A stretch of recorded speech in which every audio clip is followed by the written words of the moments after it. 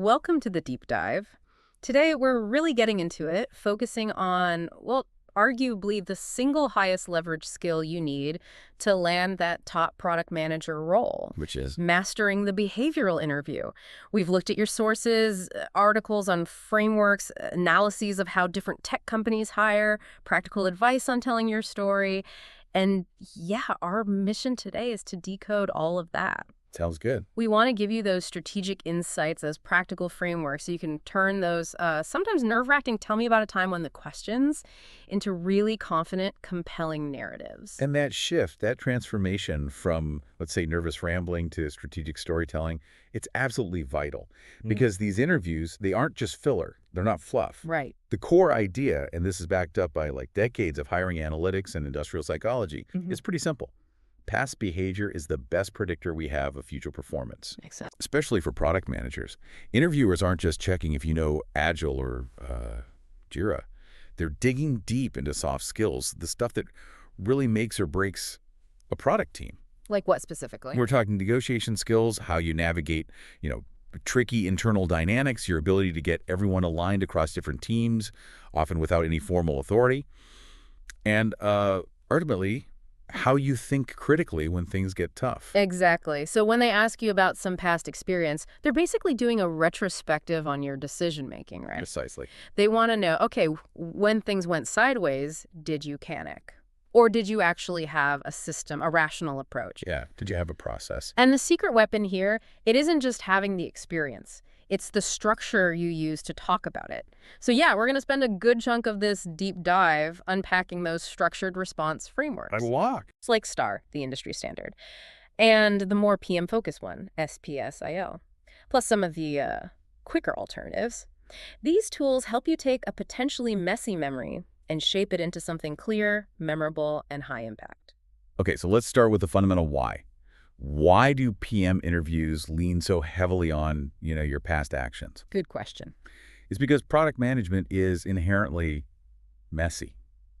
It really operates in that space of maximum ambiguity. Totally. As a connection point, right, between engineering constraints, design dreams, what customers actually need, and what the business needs to survive. A tough spot. Yeah.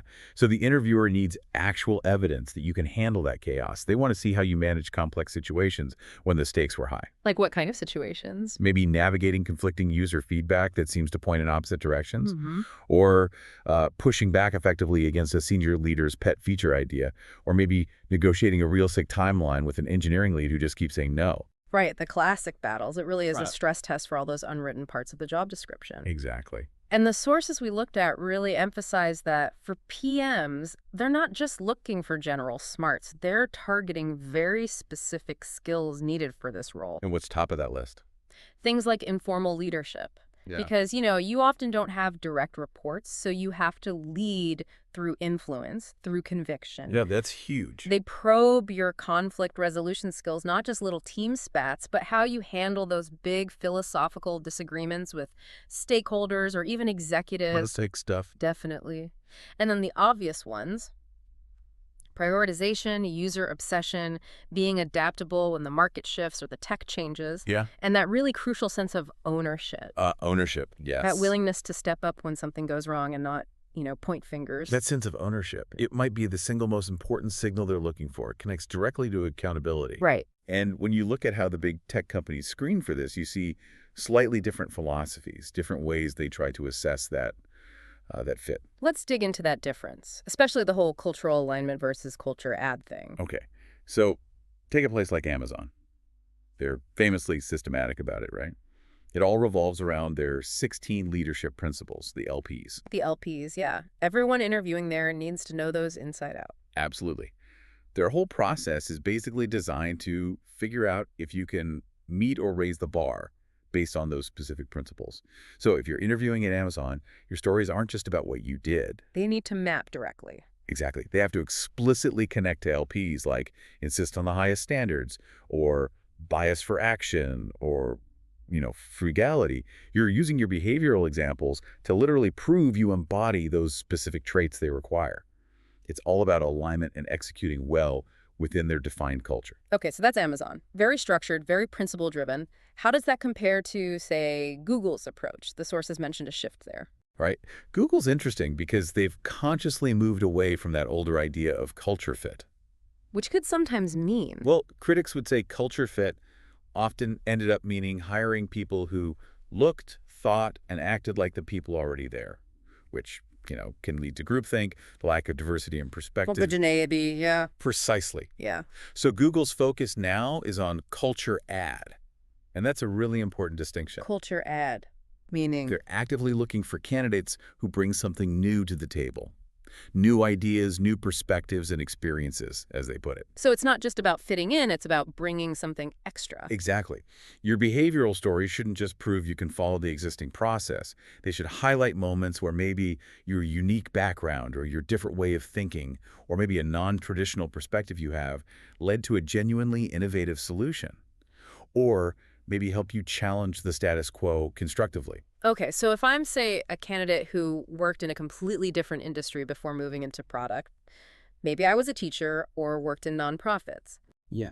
My story should actually lean into that unique experience, show how that perspective helped me add value, rather than trying to sound like every other tech PM. Absolutely. That's the core idea of culture add. Show how your background helped you spot a bias in user testing that others missed. Or how managing, a classroom of diverse kids gave you unique skills for mediating a nasty conflict between design and engineering. That makes sense. It's about demonstrating invention, not just conformity. Exactly. That's culture add in action. Okay, this brings us to a really practical point, though. You can have the greatest story, the perfect culture add example, but if you deliver it badly, it doesn't land. True. Delivery is crucial. So how do we make sure these complex, high-stakes stories are delivered concisely, powerfully, no matter if the company leans towards alignment or ad? What's the actual architecture of a great answer? Right, architecture. Structure. Because the most common mistake, honestly, is just rambling. Oh, yeah.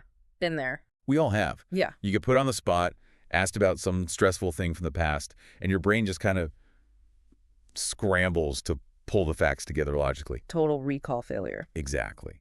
And that's why structure is so vital. It forces a kind of cognitive discipline on you. And the absolute foundation, the technique everyone needs to master is STAR. STAR, situation, task, action, result. Let's break that down properly, because I feel like a lot of people know the acronym, but they mess up the execution, like spending way too long on the situation. That's a classic mistake. Yeah.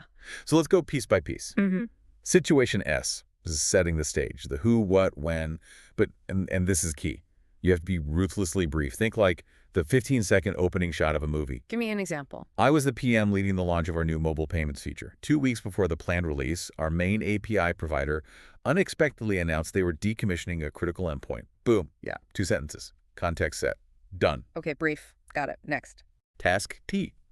This defines your specific role or objective in that situation. What were you responsible for achieving? My task was to figure out how to mitigate this risk, ensure the feature still launched on time, and ideally find a replacement provider. Some people say task overlaps with situation. It can feel a bit like that sometimes, yeah. Yeah. But explicitly stating the task clarifies your personal mandate, what you were supposed to do about it. Okay, now the big one. Action. Action A. Yes, this is the absolute engine of your story. It needs to be where you spend most of your time, like 60 to 80% of your entire answer. 60 to 80%. Wow. Seriously, because this is where you detail the specific steps you took, and crucially, why you took them. The interviewer is listening hard here to assess your thought process, the skills you used, your decision-making framework. So it's not just I did X, it's I did X because Y, which involved Z processes. Precisely. Did you prioritize things rationally? Did you communicate effectively? Did you use data? You must use I statements and clearly explain the thinking. So I first conducted a rapid risk assessment using a scoring model I developed. That kind of detail. Okay, focus heavily on action. And finally, Result? This is the payoff. What happened? You need to quantify the outcome whenever humanly possible. Did you succeed? By how much? numbers again. Always numbers. The feature launched on time, and the new API integration we found actually resulted in a 3% reduction in transaction latency, which we projected would save the company $50,000 annually. See? Specific. And don't forget to mention key learnings or maybe long-term effects too. That 60–80% on action, that's the insight we really need to hammer home. Why do they care so much about the process and not just jump to the happy ending, the result? Because results can sometimes be luck, but a repeatable process demonstrates skill. If you just state the great result, the interviewer learns basically nothing about how you'll handle the next crisis, the next challenge. But by detailing your actions, your process, you reveal your framework for things like prioritization, conflict management, data analysis, resource allocation, all that good stuff. They want to see that the way you approached it was logical, thoughtful, and repeatable. That proves your success wasn't just a one-off fluke. Okay, that makes perfect sense. Process over outcome in terms of what they're evaluating. In terms of understanding your capability, yes. So, given that emphasis on process, on learning, Mm-hmm. I can see why the PM community often talks about that alternative framework, SPSAO. How does SPSAL tweak the STAR model for a product context? Right, SPSAL. Situation, problem, solution, impact, and lessons. It's often seen as more tailored for product roles, mainly for two reasons. Okay, what are they? First, it explicitly pulls out the problem as separate from the initial situation. Why is that helpful? It lets you dedicate specific time to really analyzing the root cause of the challenge before you jump into talking about the solution. A huge part of a PM's job is defining the problem accurately, right? SPSIL mirrors that diagnostic step. Makes sense. Define before solving. And the second reason, the big addition. That's the L, lessons. This is super important in tech environments that value, continuous improvement, iteration. All retrospectives, all that. Exactly. Product teams live by postmortems, retrospectives, learning loops. By explicitly forcing you to talk about the lessons learned, SPSIL makes you demonstrate self-awareness, accountability, and a real commitment to improving your process. It's a strong signal that you're capable of professional growth, which is, frankly, non-negotiable for senior PM roles. Okay, so STAR is the universal foundation. SPSAL maybe adds a bit more nuance for the iterative, reflective nature of product work. That's a good way to put it. But what about those times when you sense the interviewer is trying to get through questions quickly, or you just need to deliver a punchier answer, maybe under 2 minutes? Ah, yes, the need for speed. That's where the more concise frameworks come in handy. They basically strip away some of the setup to get to the core faster. Like which ones? Well, there's CIR, challenge, action, result. So it drops situation and task. Exactly. Jumps right into the challenge you faced. This is great for fighting off the tendency to ramble because it forces you to focus purely on that problem-solving loop. Here was the problem, here's what I did, here's what happened. When would you use SCAR? Maybe if you've already given a couple of longer STAR or SPSIL answers and you feel the need to pick up the pace, inject some energy back. Okay. Any others? There's also a SOAR, situation, obstacle, action, result. SOR. How's that different from STAR? It sounds similar. It's subtle but useful. SOR is excellent when the question is specifically about overcoming a difficulty, showing resilience, or managing a crisis. By explicitly calling out the obstacle, you really highlight the severity of the challenge you faced. It maximizes the impact of your actions. Think of it as tailor-made for demonstrating adaptability under fire. Got it. Obstacle focus for resilience questions. And is there an even simpler one? Yep, the most stripped down is probably PAR. Problem, action, result. PAR. Okay, even shorter than CAR-R. Yeah, cuts straight to the issue and how you fix it, almost no preamble. You might use PR if the interviewer asks a very direct follow-up question just to verify the specific skill quickly, and you need to give a fast, targeted answer. Okay, this is super helpful. We have the foundational STAR, the PM-centric SPSIL, and then CAR, SOAR, PAR for more concise or specific needs. Exactly, a toolkit. Right. Here's where it gets really interesting, though. Let's move from the theory of these frameworks into the messy reality of applying them. We need to see how a great candidate actually uses these structures to answer those really tricky PM questions, like, when the data isn't clear-cut and you have to manage strong personalities or conflicting goals. Okay, let's get practical. First up, a question that hits the absolute core of the PM role. Prioritization under pressure. Ah, yes, the daily struggle. Pretty much. The question usually sounds something like, tell me about a time you had to prioritize multiple, often conflicting projects under intense pressure. And what's the interviewer really testing here? They want to see if you have a system. Do you use a transparent, ideally objective method to make these calls? Or do you just, go with your gut? Or Maybe you cave to whoever shouts the loudest. Right. You need to show you're comfortable using an actual prioritization framework. Absolutely. Let's walk through an example using STAR, but we'll really lean into the action part, showing the framework in use. Okay, set the scene. Situation. You're the PM for a B2B subscription service. It's Q4. Things are crazy. You've got 3 major feature requests on the table. Feature A is a long-awaited referral program everyone's excited about. Feature B is urgent infrastructure scaling needed to handle peak season traffic. And Feature C is a critical redesign of the pricing page that marketing insists they need now. Classic Q4 squeeze. Yep. All teams are already maxed out. And maybe senior leadership is really pushing for that referral program because they want to hit some end-of-year growth target. Okay, pressure's on. What's the task? Task. Your objective is clear. You need to objectively figure out which 2 of these 3 features the team can realistically deliver in Q4, and you need to manage stakeholder expectations around the one that gets cut. All right, now the meaty part, the action. How do you apply a framework? Action. Detailed RICE application. This is where you explicitly say you used a framework. Let's use RICE. Reach, impact, confidence, effort. You explain how you scored each project transparently. Walk me through it. Okay, for Reach, Feature C, the pricing page, probably wins because it affects almost every potential new customer visiting the site. Feature B, scaling, has maybe low external reach but massive internal impact and risk mitigation. For impact, Feature A, referral, could score high on potential new customer acquisition. But Feature B, scaling, scores highest on risk mitigation. A site crash during peak season would be catastrophic for revenue. Feature C has moderate impact on conversion. For confidence, maybe Feature A is complex, depends on a marketing system that's not fully ready, so low confidence score. Feature B is purely an engineering task, well understood high confidence. Feature C is moderate confidence. And for effort, let's say Feature B is the most resource intensive, needing the most engineering time. A and C are less effort. Okay, so you've scored them all. What's the crucial step? The crux, you calculate the ICE scores. And in this scenario, let's say Feature B, scaling, Feature C, pricing page, come out with the highest objective scores, especially when you weigh Feature B heavily for its strategic risk mitigation. So the data points away from the leadership's pet project, Feature A. Exactly. And that leads to the result. What's the result? Result. You presented the ICE analysis clearly to leadership. You showed the data. You explained that while Feature A had high potential, its low confidence score and dependencies made it too risky for the Q4 timeline. Because the recommendation was objective and data-backed, leadership accepted it. And the outcome? The team successfully shipped the infrastructure scaling, Feature B, and the pricing page redesign, Feature C. During peak season, server load dropped by 12%, preventing any outages. The new pricing page led to a 5% increase in conversion rate. Feature A was formally deprioritized and scheduled for Q1, with clear expectations set. That's a great example because the action section wasn't just, I decided, it was, I used this specific tool to make an objective decision. Precisely. It removes the subjectivity. Okay, let's shift gears. How about managing conflict and disagreement? This feels like it tests integrity, persuasion skills, maybe that Amazon LP, have backbone, disagree, and commit.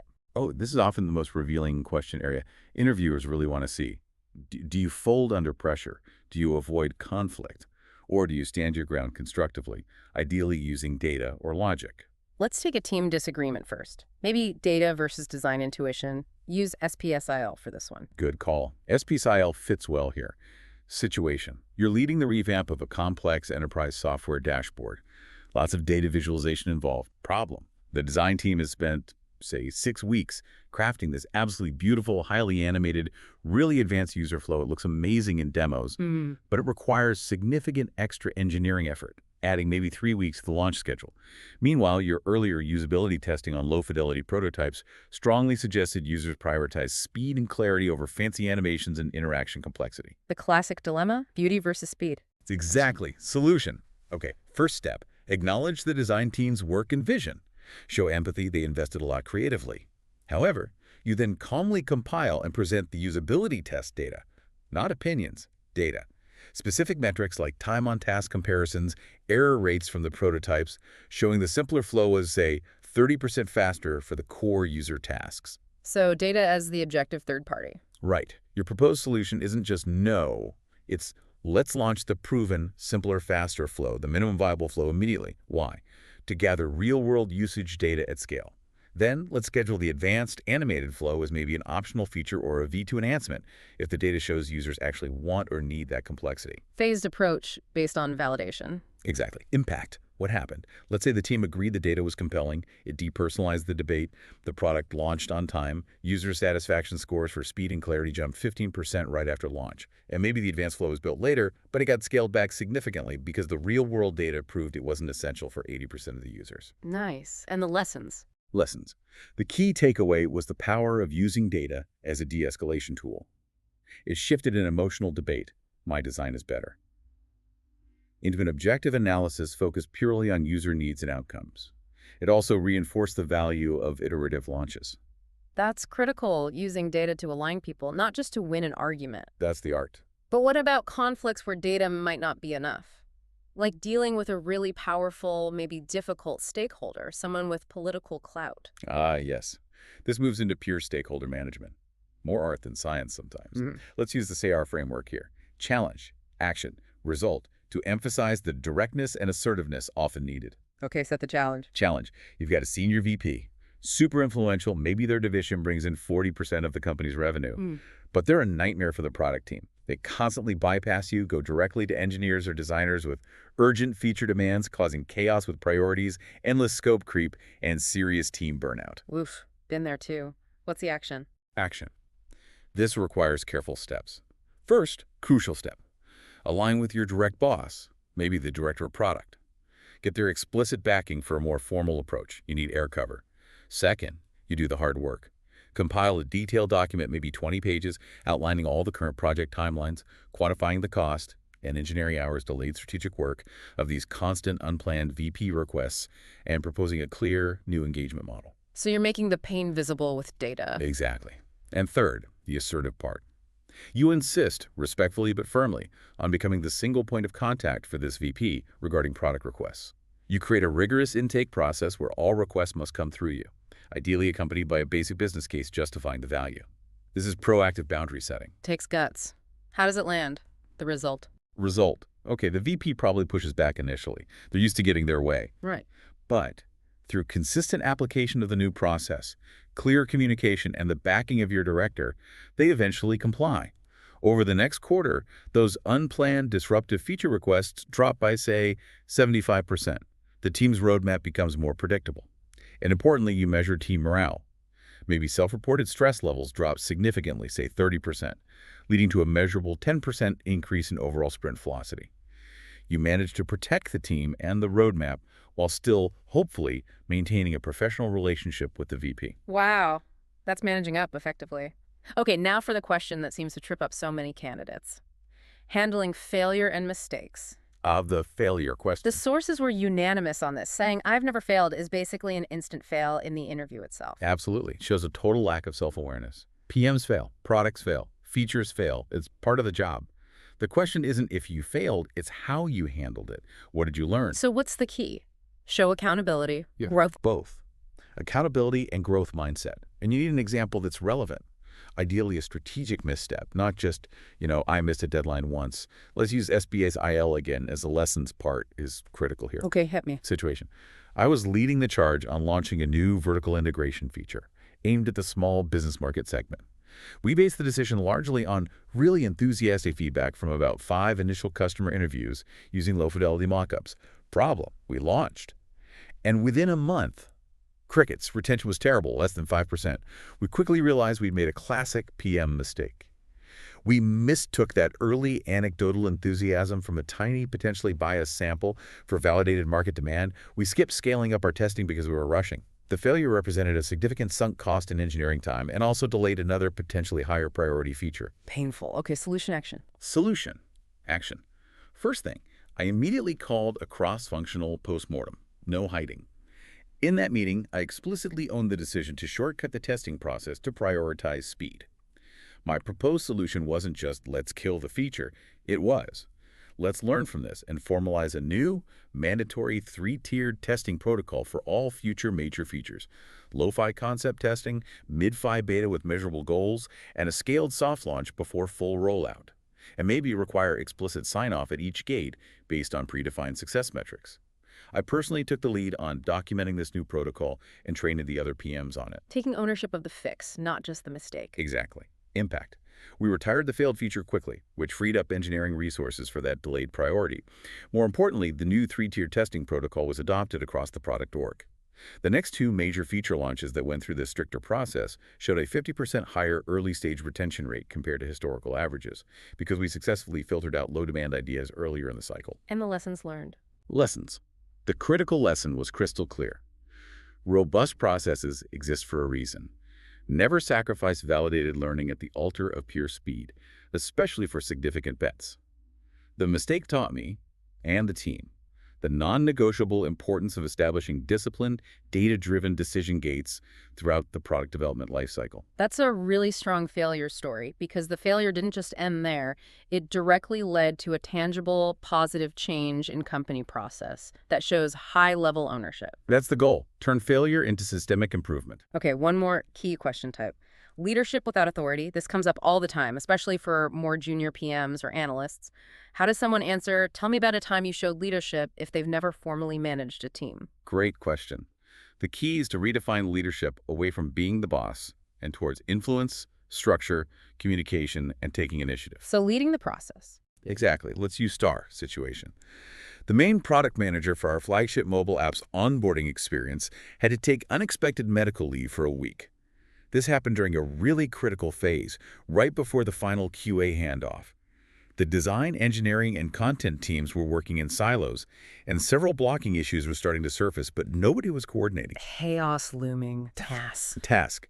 My objective, even though I was just an associate PM at the time, was to step in and prevent any timeline slippage. I needed to ensure the team stayed aligned, kept momentum, and blockers were resolved quickly until the senior PM returned. Okay, action. What did you do? Action. I consciously stepped up. I didn't try to make big strategic calls. That wasn't my place. But I took ownership of the process. I did 3 specific things. 1, I immediately created a shared, highly visible project tracker, maybe on our main Jira board or Confluence page, and made it clear that daily updates from each functional lead were mandatory. 2, I set up a daily 15-minute blocker sync meeting. Ruthlessly focused, only identifying and assigning owners to remove obstacles, no lengthy discussions allowed. 3, I started sending concise, twice-weekly status update emails to the relevant director, proactively managing upwards and shielding the team from random status inquiries. Creating structure and communication channels. Precisely. Result. The project stayed on track and launched on the original schedule. The new onboarding flow we shipped ended up improving user activation rates by a measurable 17%. But perhaps more tellingly, when the senior PM returned, the engineering lead specifically mentioned that the structure I put in place was the main reason the team stayed efficient and didn't lose time during the absence. And that daily blocker sync actually became a permanent fixture in our team's process, even after the PM was back. And the lessons, though STAR doesn't explicitly require it. You can always add a brief learning. Yeah. Lesson. The key learning for me was that effective leadership, especially in product, is so often about providing clarity, structure, and facilitating communication. It doesn't always require formal authority or seniority. Anyone can lead by taking ownership of the process and ensuring accountability. That's a fantastic example for anyone without direct reports. Okay, we've gone deep on the frameworks and dissected some really key PM behavioral questions. So what does all this mean for someone actually preparing? How do you build this capability, this muscle memory, before interview day? Preparation has to be deliberate and, frankly, rigorous. Yeah. You can't just wing behavioral interviews effectively. The very first step is building your story bank. Story bank. Yeah. Like a collection of greatest hits. Sort of, yeah. You need to proactively identify and deeply flesh out maybe 8 to 10 versatile experiences from your past. And these stories need to intentionally cover those core competencies we've been talking about. Leadership, conflict resolution, prioritization, handling failure, dealing with ambiguity, etc. Only 8 to 10. That doesn't sound like that many. Why not aim for like 20? Because the level of effort required to properly refine, structure using STAR or SPSEL and quantify just 8 to 10 stories is actually pretty immense if you do it right. Ah, quality over quantity. Exactly. And here's the crucial efficiency tip. You need to realize that one really strong, well-prepared story can often be multi-purpose. Well, that story about resolving the conflict with a design lead using data. You could potentially use that same story to answer a question about handling a difficult coworker, or about using data to influence stakeholders, or even about disagreeing with your manager if the design lead reported to them. Okay, so one story can map to multiple potential questions. That makes the prep more manageable. Right. By making your core stories flexible and understanding the different angles you can present them from, you significantly reduce the sheer volume of distinct narratives you need to have perfectly polished and ready to go. Smart. Okay, but what happens if, despite all this prep, you get hit with a question, maybe something really high level, like dealing with complex international regulations where you genuinely just don't have direct relevant experience? That's a great point. The sources are really clear on this. Do not lie. Don't try to invent something or force fit a really weak, irrelevant example. It's usually transparent and backfires badly. So what do you do? Just say, I don't know. Not quite. The structured approach is to first honestly admit the lack of direct experience.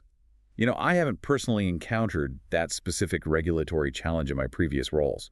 But, and this is key, immediately pivot to offering a hypothetical response that showcases your thinking process, structured using one of the frameworks. Give me an example of that pivot.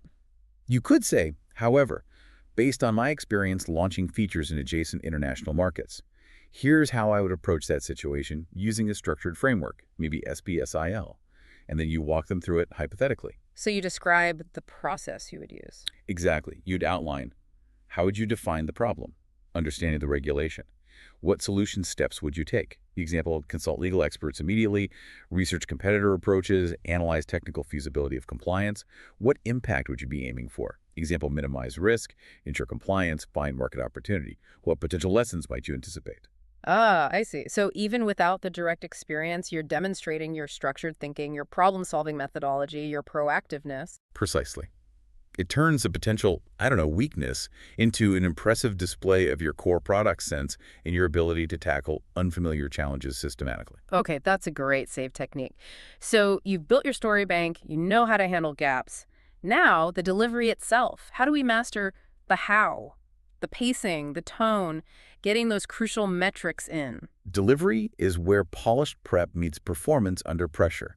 You absolutely must prioritize being concise and data-driven, We keep coming back to rambling is the enemy. because it truly is the #1 interview killer for behavioral questions. Keep your answers tight. Aim for that 2 to 3 minute sweet spot. If you find your practice answers consistently running over 3 minutes, it almost always means your situation setup or your action details are getting too bogged down in unnecessary tangents. Cut ruthlessly. Be your own editor. Exactly. And the data. Hmm. We've said it before, but it bears repeating. Quantify everything. Abstract claims are worthless. Increased engagement doesn't cut it. Nope, it needs to be. I increased daily active users by 15% over 6 months by implementing single sign-on. Or, we reduced customer churn in our enterprise segment by 4% quarter over quarter by improving feature parity based on competitor analysis. We've improved efficiency, how much? The new QA process I introduced saved the engineering team approximately 30 hours per 2-week sprint. Numbers give your claims undeniable weight and credibility. Makes sense. But here's a worry. If you practice these frameworks and stories too much, don't you risk sounding robotic, like you're just reading a script you memorized? That's a valid concern, and it's why the way you practice is important. You need to practice out loud, absolutely. But the goal isn't to memorize your stories word for word like an actor learning lines. So what is the goal of practicing out loud? It's about internalizing the structure, the key bullet points of your STAR or SPSIL framework for each story. Practice hitting those points naturally, in order. Focus on ensuring you give the action section enough weight and that you always land the quantified result. The aim is conversational fluency within the structure, not rigid recitation. Find the natural flow. Flow, not memorization. Got it. And let's circle back quickly to that cultural alignment point, thinking about Amazon's LPs or Google's culture ad. How do you weave that in subtly during delivery without sounding like you're just, sucking up? It's about tailoring the language you use, particularly in the action and result sections, to subtly resonate with the company's stated values. It shouldn't feel forced. Give me an example. Okay, if you're interviewing at a place known for, say, Amazon's bias for action, maybe the story you tell about making a tough prioritization call emphasizes how you made a quick, reasoned decision with 70% of the data, rather than waiting weeks for 100% certainty, and how you managed the risk. If the company values ownership, like many do, your failure story needs to really highlight you taking responsibility, you driving the fix, never blaming external factors or other teams. So it's about showing, not just telling, showing that their values are already kind of your natural way of operating. Exactly. It should feel organic, authentic, like, oh, this person already thinks like us. Okay, let's talk about what not to do. What are the big pitfalls to actively avoid during delivery? Right, the common traps.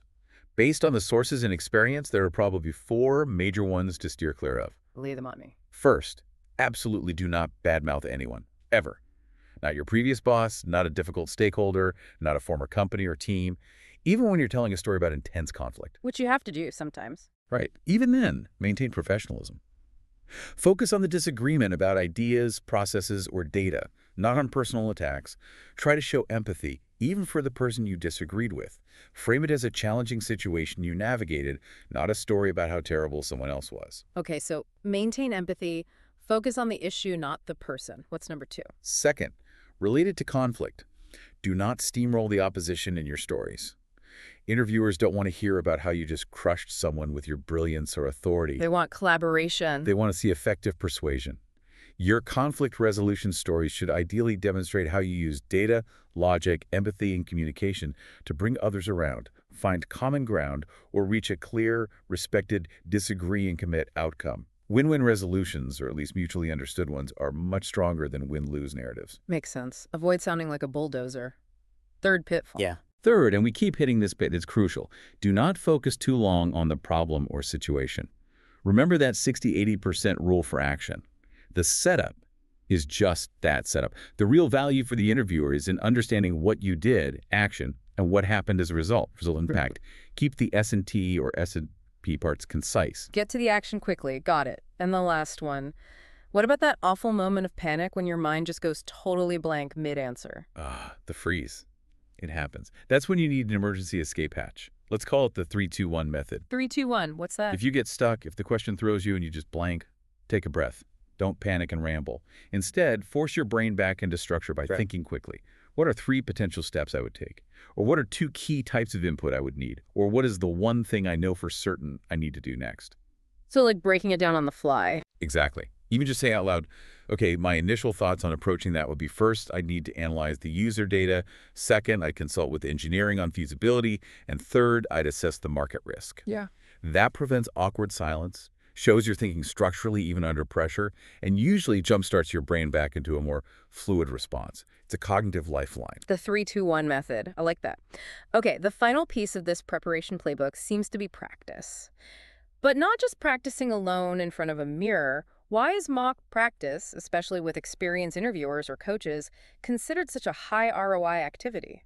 Because practicing alone, while useful for basic fluency, fundamentally lacks 3 critical elements: realistic pressure, unexpected follow-up questions, and accurate objective feedback. Can't replicate the real deal by yourself.